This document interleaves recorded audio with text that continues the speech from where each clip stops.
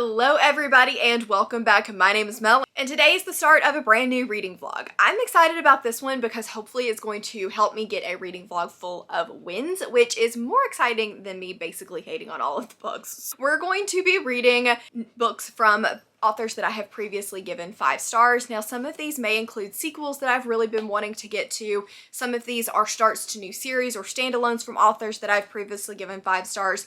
We've got just a big basket of possibilities that I could read in this one. I'm not going to go through all of those possibilities right now because there are a lot of them and we would be here for a while, but I do have several that I've got my eye on and that I'm hoping to get to.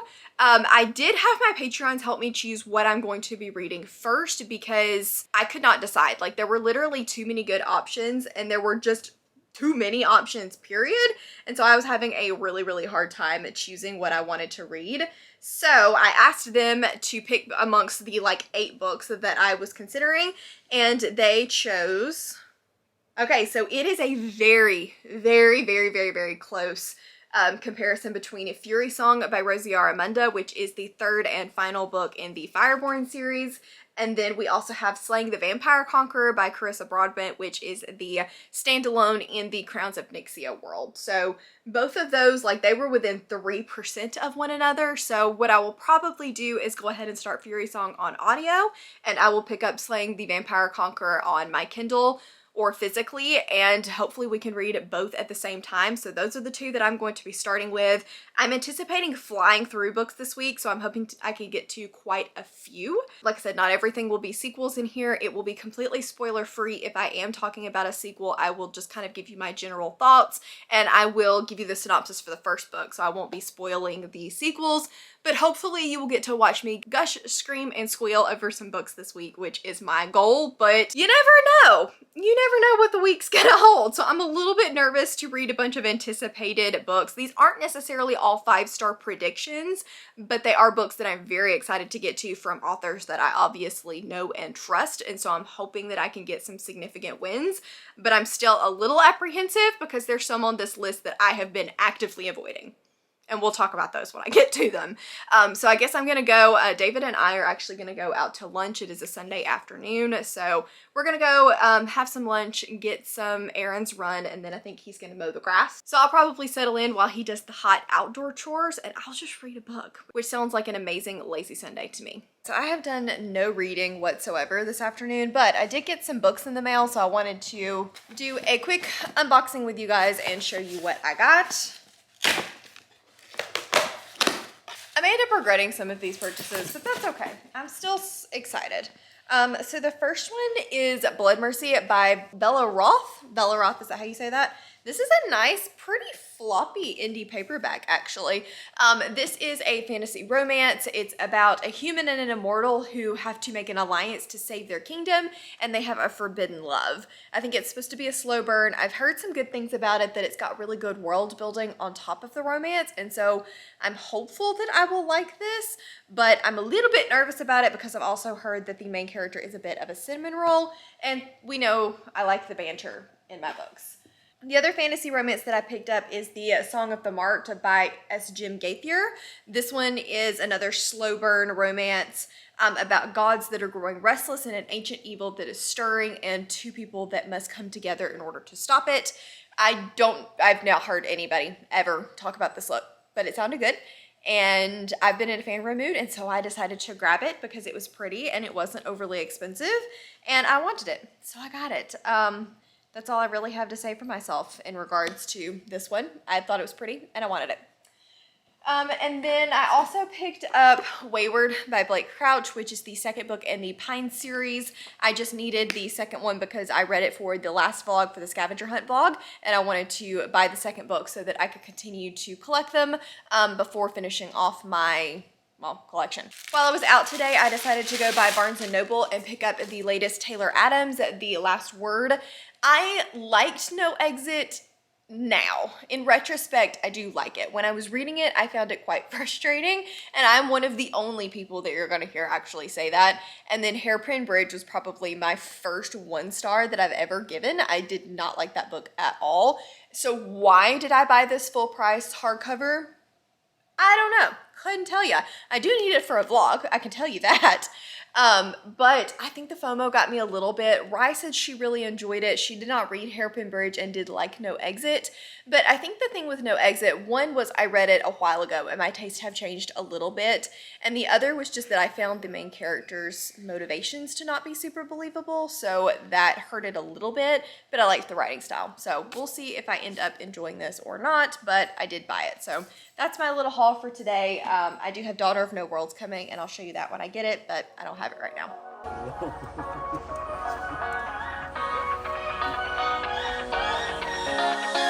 I don't wanna stay here, no. Ain't gonna keep it low now. If you wanna go, let's go. Let's wrap it up and hit the road. I just got an awesome vibe, striking the winner post now. Liberty's on my mind. We've taken off, we've left the ground. You gotta understand that we get one chance, one chance. You will never regret the things that we'll do. 'Cause I wanna drive through the summer night. And when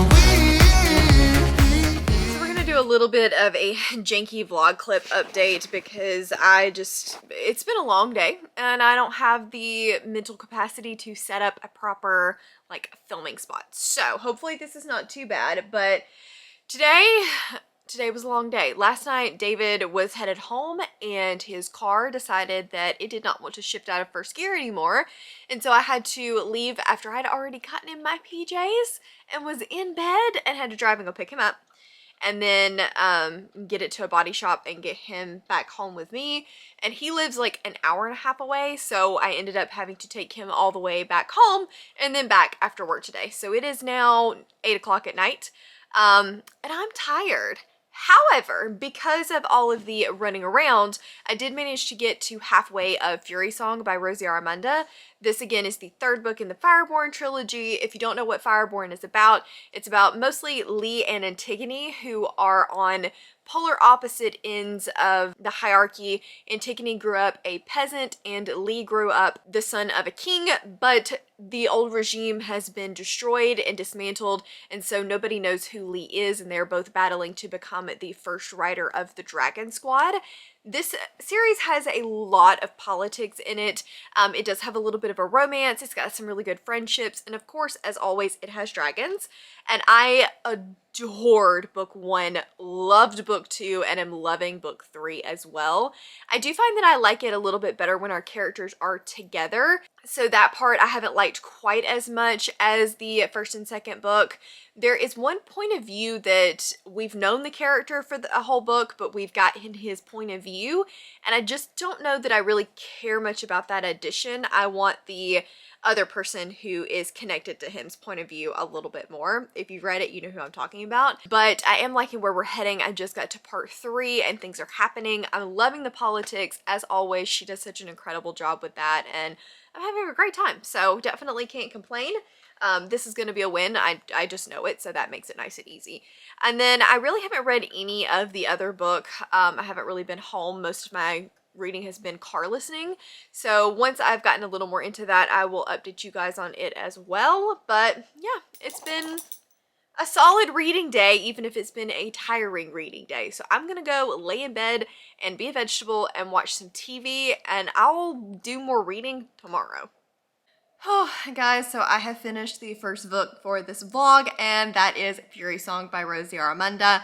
I'm not gonna give you guys like spoilers or anything for that for the third book, but if you want to see like my reactions and my kind of general thoughts on the final end, stay here. But if you don't want any spoilers, like you don't want to know anything about the ending, maybe skip ahead a little bit, but I won't spoil anything specific. I loved it. I loved it. I don't think that this one is my favorite of the 3, but it was still an easy 5 stars. I feel like the beginning was a little bit on the slower side than what I expected it to be for the end, but I love the way that everything wrapped up. There were some absolutely gut-wrenching moments in this book, but throughout the entire series, honestly, Rosie Aramunda is not nice to her characters and therefore not nice to my feelings.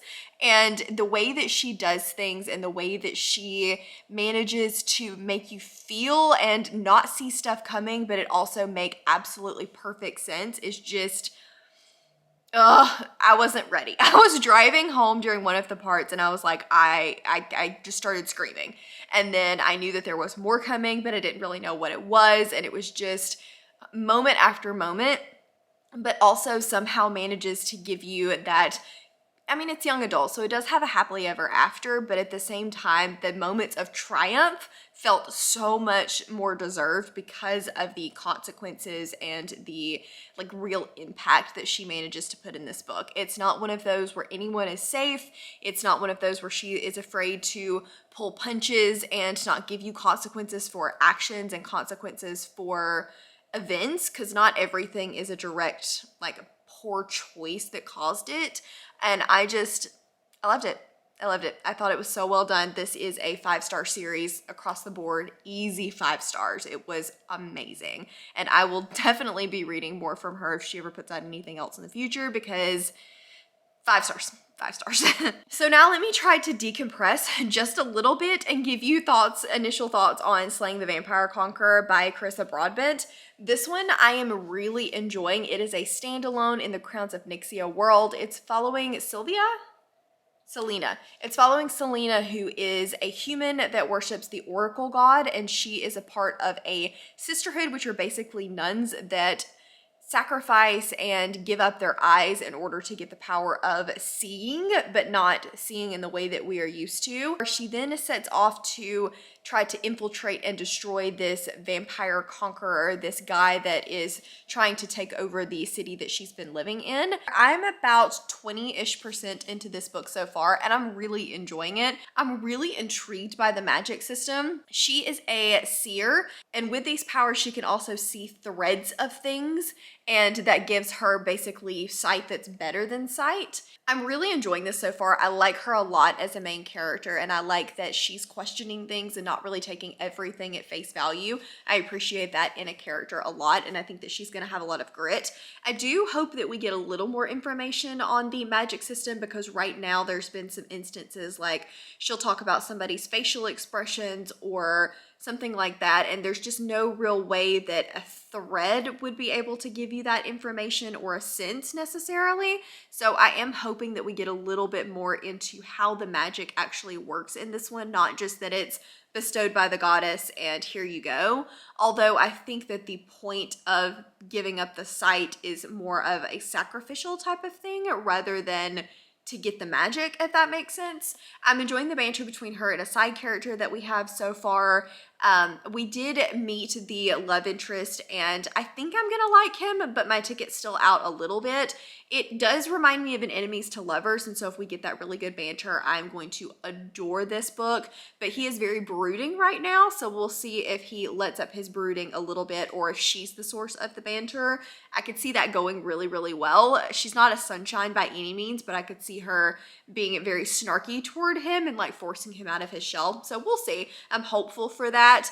But her main mission is to infiltrate the bloodborne vampires and to kind of understand how his organization works and bring him down. We'll see. I hope I continue to. I hope we get more answers, more world building into this world, because this is set in the same universe as the Crowns of Nyxia series, where we were following the Nightborn vampires, and this one's following the human gods of the pantheon. So really enjoying it so far, excited to continue. It's an easy read. I just love how Carissa manages to write things in such a beautiful way without making it seem too lyrical to the point where I don't enjoy reading it. I think she does a fantastic job of keeping things accessible while also having some beautifully written quotes in here as well. So loving it so far, hopeful that I will continue to love it, and we'll see.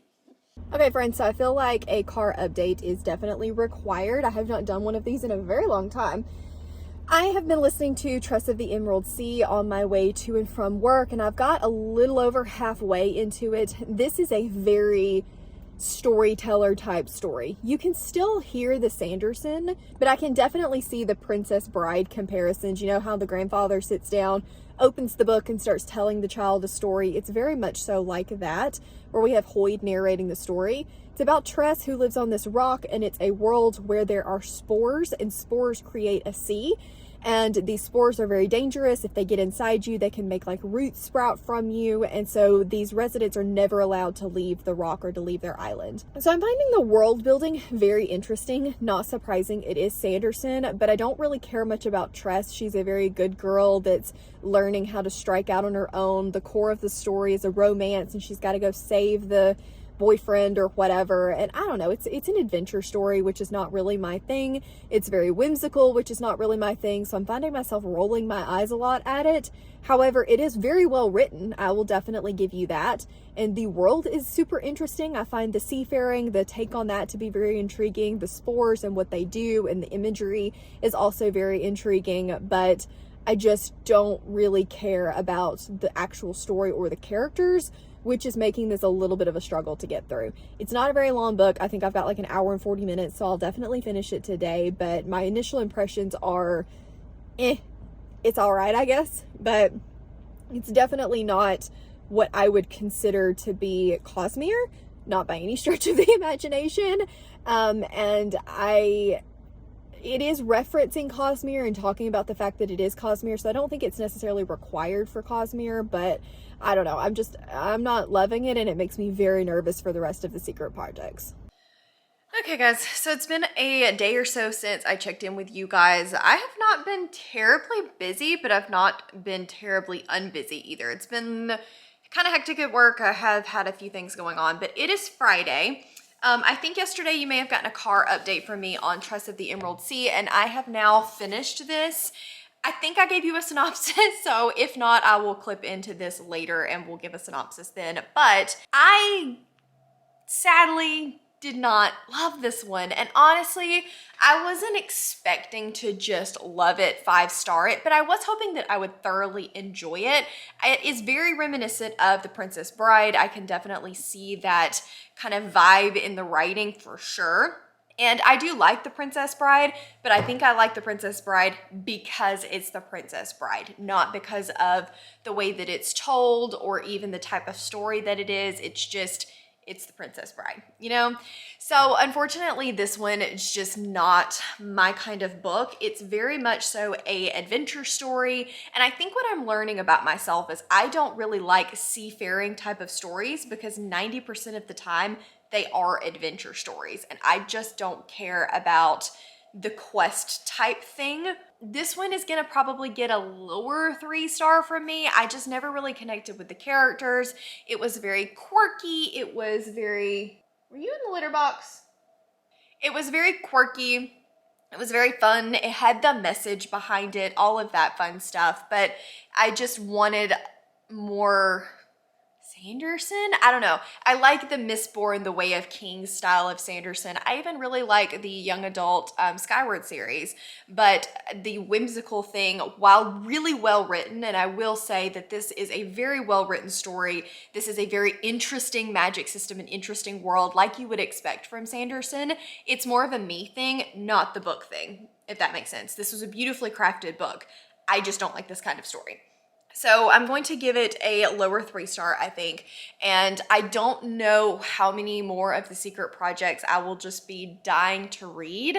The other one, Frugal Wizard or whatever, it sounds a little more on the quirky style, just kind of like this one does. So I don't know that I will just be itching to get my hands on those. Depending on what they are and what I hear about them, I could end up changing my mind and wanting to read them. So we'll see. I'm not 100% sure, but I won't ever say never. And then since then, I've also DNF'd another book, which is a big sad because remember, all of these are previous 5-star authors. So to have a low 3-star and a DNF just sucks, but not everything can be a win. And that was The Whisper Down the Lane by Clay McLeod Chapman. This is the one that's set in a present and past tense timeline where the past tense is during the like 70s and 80s satanic cult era where everyone was like terrified that everyone was part of the satanic cult and out to get their kids. and it's flipping back into more of the present day when Sandy Hook happened and kind of paralleling those two. So just kind of be aware of that if that's something that might be triggering for you. I got about 25–30% into this and I was so incredibly bored. The thing about Ghost Eaters that I loved so much was that it was just creepy and weird and off the wall and you never knew what was going to happen next, and constantly things were going on and creepy scenes. And this one, it had like a disturbing scene in the beginning, but then nothing else would I have said was creepy or kept me on the edge of my seat or had me guessing. The characters I didn't care about. They were very flat and I was just like, I don't care.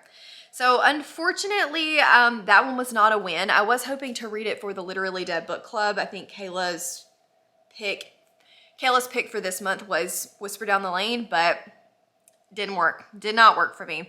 I'm going to finish Slaying the Vampire Conqueror. You're currently sitting on it, so I'm not going to show it to you. And I am annotating that one and having a good time with it. So at least we know that hopefully the end will be a win for this vlog. I don't know if I'm going to read anything else. Stay tuned, maybe, if I have time. But I will put in a little B-roll, hopefully, if you've not already seen it, of me annotating that one because I'm doing this for the first time. I have not like truly annotated, written in, highlighted in a book. I'm not sure how I feel about it because I don't like shadowing through pages, and the pens that I'm using and the midliners that I'm using are shadowing through the pages, and I don't like that. But I do want to annotate and learn more about annotating. I think it's a fun thing to do in a book, and to be able to flip back and see what quotes that I was really interested in and what things I found interesting, but also we're reading this all together over on Cassidy's Patreon, and I'm loving just being able to talk about it with everybody. I'm planning to write in like, Claire loved this, or Cassidy exclaimed at that, Bobby loved this, and that way when I go back and look at it, it's just fond memories of reading a book with friends. So I'm gonna try not to worry about the fact that it is not 100% perfect, but that is very hard for me to do. So if you have recommendations of annotating supplies, please leave them down in the comments because I would love some assistance on that. I think that that's all that I have for now. I've been talking for what seems like forever. So I'm gonna go annotate my book and just chill and have a good relaxing Friday night, get a little reading in, and we will check back tomorrow, finish up my final thoughts on Slaying the Vampire Conqueror, and decide if I'm gonna read anything else.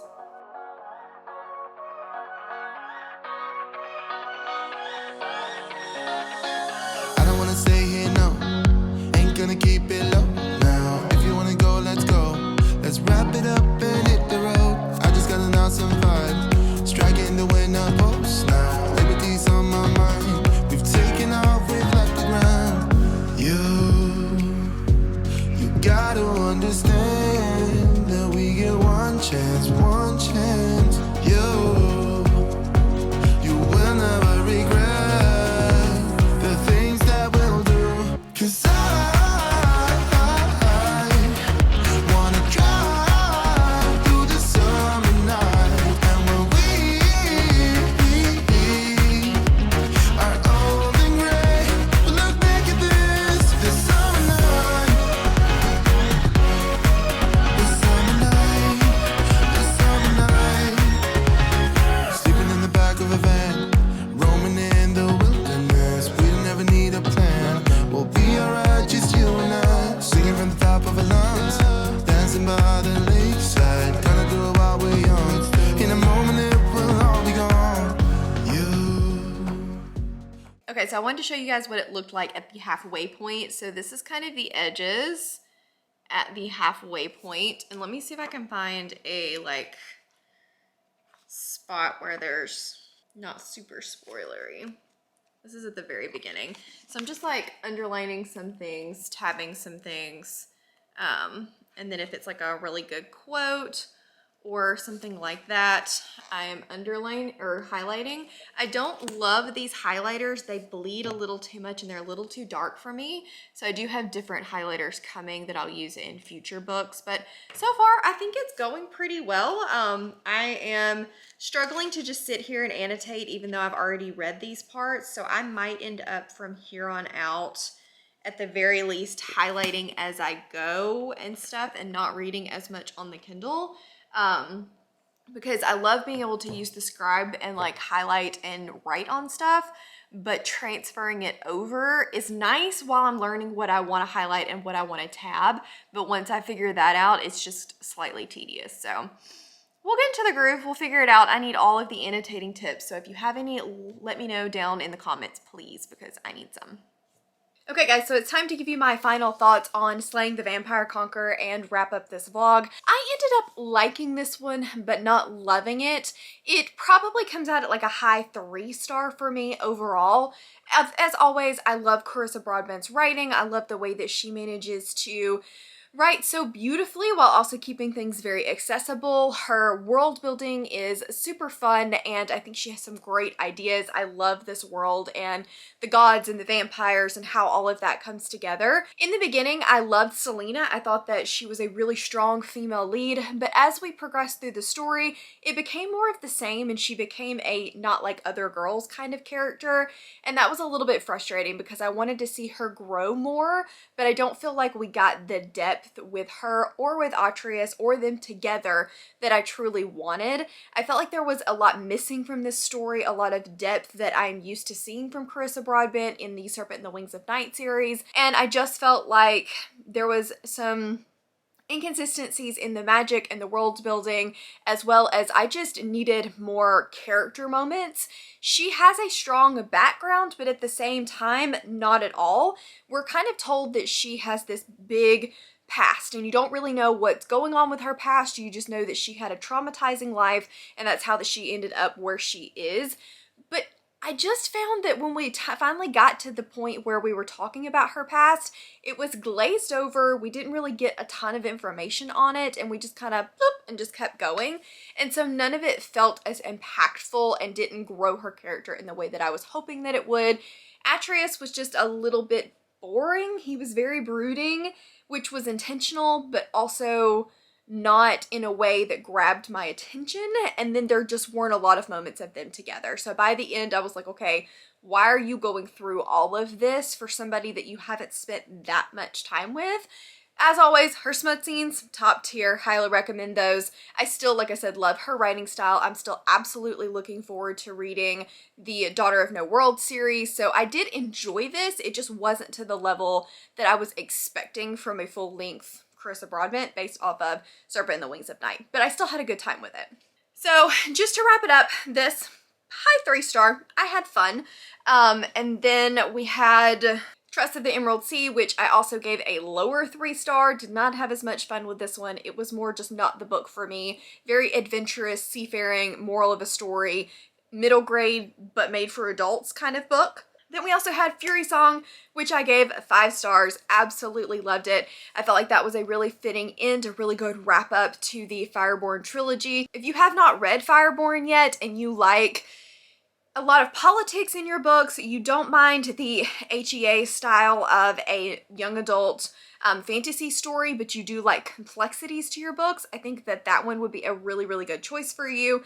And then I also DNF'd Whisper Down the Lane. I was just bored. It wasn't giving me the same type of thrill that Ghost Eaters gave me. So overall, this I thought would be a bigger success than it actually was, but that's okay. I still loved Fury Song. I still had a great time with Slaying the Vampire Conqueror.